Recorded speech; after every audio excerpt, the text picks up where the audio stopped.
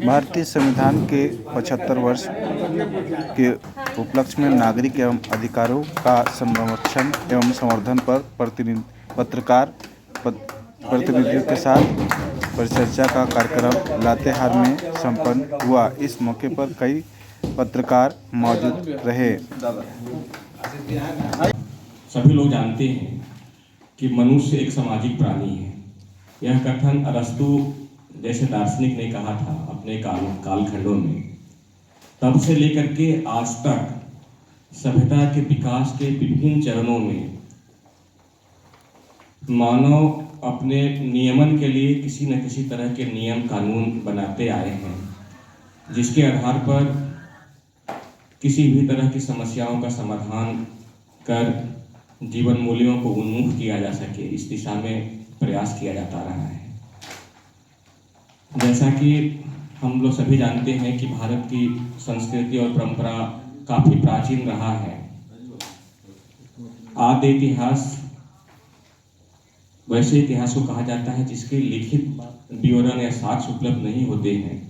लिपि होती है लेकिन उसको पढ़ा नहीं गया है आज तक। विभिन्न विद्वानों ने पढ़ने का प्रयास किया है। जैसा हम लोग सिंधु घाटी सभ्यता के बारे में जानते हैं। सिंधु घाटी सभ्यता लगभग 2500 BC पहले की सभ्यता है, जो भारत में उन्नत नगरीकृत सभ्यता का प्रमाण है। उस समय भी लोग अपने समाज को नियमित करने के लिए, रेगुलेटिंग करने के लिए कुछ न कुछ नियम कानून बनाए होंगे और उसके आधार पर सभ्यता का संचालन किया जाता रहा होगा।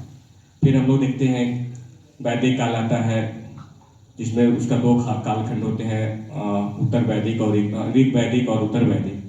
ऋग वेद के जो ऋचाएँ परंपराएं हैं उससे भी हमारे समाज संस्कृति के बारे में जानकारी प्राप्त होती है। उत्तर वैदिक काल में फिर गुप्त काल आया, गुप्त काल के बाद गुप्तोत्तर काल आया, कुषाण, सातवाहन सभी राजवंश हुए। सभी लोग अपने अपने शासन व्यवस्था को संचालित करने के लिए किसी न किसी तरह के नियम कानून बनाते रहे। इस तरह से प्राचीन काल हमारा समाप्त हुआ होगा। फिर हम लोग मध्यकाल में आए। पूरी दुनिया की व्यवस्था मध्यकालीन संस्कृति से गुजर रहा था, जिसकी लाठी उसकी भैंस वाली कहावत चरितार्थ हो रही थी। वहाँ लोग जबरन किसी के अधिकार, संपत्ति और यहाँ तक कि जीवन पर भी अधिकार जमा ले रहे थे। हम लोग ब्रिटेन जैसे सभ्यता के बारे में जानते हैं कि वहाँ पोप जो है मुक्ति के प्रमाण पत्र बांटते थे कि आपको मुक्त होना है तो आप हम पैसा दीजिए, रुपया दीजिए और आप मुक्त हो जाइए। ऐसा परिपाटी चलता था। वहाँ भी विधि के शासन स्थापित नहीं था।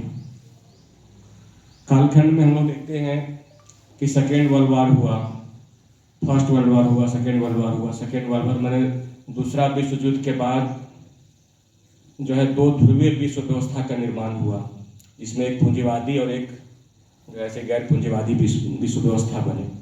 तो भारत उस समय ब्रिटेन का उपनिवेश हुआ करता था और उस उपनिवेश में ब्रिटेन जो है जबरन भारतीय संसाधनों का, भारत के जो संसाधन थे उसको अपने हित में उपयोग करने के लिए अपने हद तक नियम कानून बना रहे थे।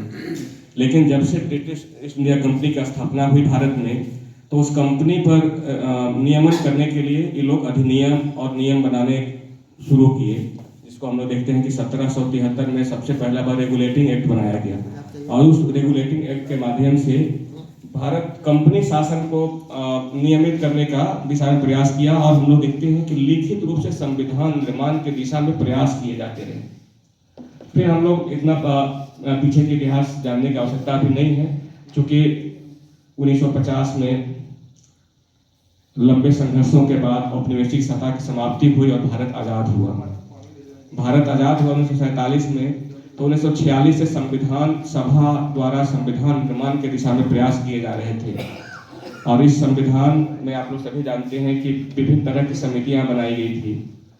हमारे जो इतिहास पुरुष थे, हमारे स्वतंत्रता सेनानी थे, जो खुद इस आंदोलन में अंग्रेजों से लड़ रहे थे और उनका जो अनुभव था उसको इस संविधान में पिरोने का प्रयास किया है। भारत का संविधान पूरी दुनिया का एक यूनिक संविधान है, अद्वितीय संविधान है। तो जैसा कि आप सभी जानते हैं कि संविधान क्या है, संविधान क्या है, प्रश्न उठ सकता है हम लोगों को समझ के संविधान किसको कहते हैं। संविधान केवल नियम लिख देने से संविधान नहीं कहा जाता है, केवल लिख दिए तो संविधान। भारत का संविधान एक जीवंत दस्तावेज है। जीवन दस्तावेज करने का मतलब है कि देखिएगा कि जब जब आवश्यकता पड़ता है भारत के संविधान में कुछ कुछ संशोधन किए जाते हैं जो लोकहित के दृष्टिकोण से उचित होता है। केशवानंद भारती केरलवाद 1973 में आया था, जिसमें हम लोग देखते हैं कि मूल ढांचा का सिद्धांत आया। ऐसा करने को मिलता है कि सत्ताधारी सरकारों ने अपने मन मुताबिक संविधान में बहुत ज़्यादा चेंज कर रहे थे, तो उसको रोकने के लिए केशवानंद भारती वाद आया 1973 में, जिसमें सुप्रीम कोर्ट ने मौलिक अधिकार मूल ढांचा का सिद्धांत दिया। कहा कि संविधान में आप संशोधन तो कर सकते हैं, संसद को शक्ति है कि संविधान, लेकिन इस संशोधन से संविधान के मूल ढांचा प्रभावित नहीं होना चाहिए। और संविधान के मूल ढांचा के संदर्भ में स्पष्ट रूप से सुप्रीम कोर्ट ने निर्देश नहीं दिया कि संविधान के मूल ढांचा क्या है। भिन्न भिन्न तरह के वादों में संविधान के मूल ढांचे के संदर्भ में बात को रखे गए। अब हम लोग जो टॉपिक है इस पर देखते हैं, ध्यान आकृष्ट करते हैं कि संविधान द्वारा क्या हमको अधिकार प्राप्त किए गए थे, उसका किस हद तक संवर्धन हो रहा है। तो किसी भी देश में हम लोग देखते हैं कि लोगों का जो शासन व्यवस्था है उसका सुचारू नियमन करने के लिए, संचालन करने के लिए नियम कानून होने चाहिए। तो हम लोग देखते हैं कि भारत क्या है, भारत देश है कि राज्य है? भारत राज्य है, क्योंकि देश के कंसेप्ट अलग होता है, भारत राज्य है। राज्य होने के लिए जो विभिन्न मतलब कि पॉलिटिकल साइंस के विद्वानों ने जो सिद्धांत दिया है उसके आधार पर हम देखते हैं कि